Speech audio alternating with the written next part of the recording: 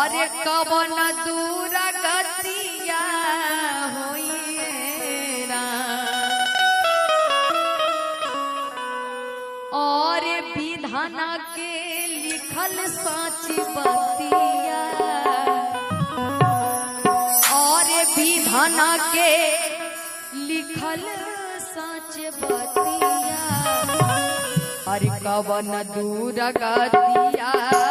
होइरा विधाना के लिखल सच बतिया कवन दूर गतिया होइरा अरे केहू नहीं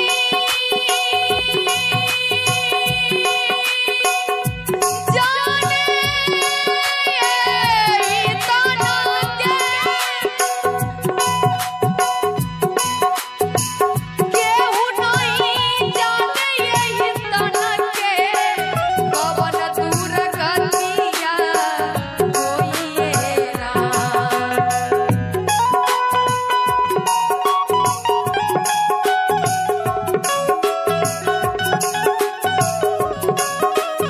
और विधाना के लिखल सच बतिया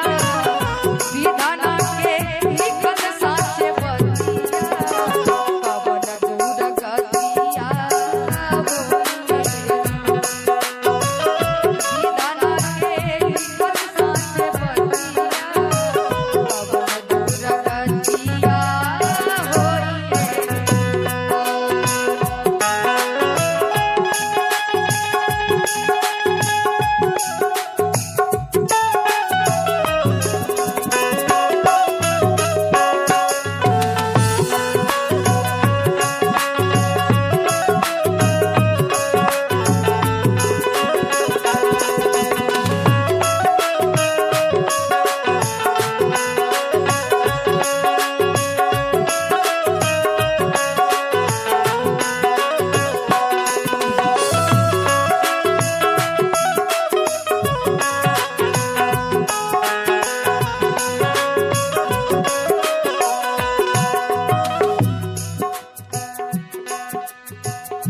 और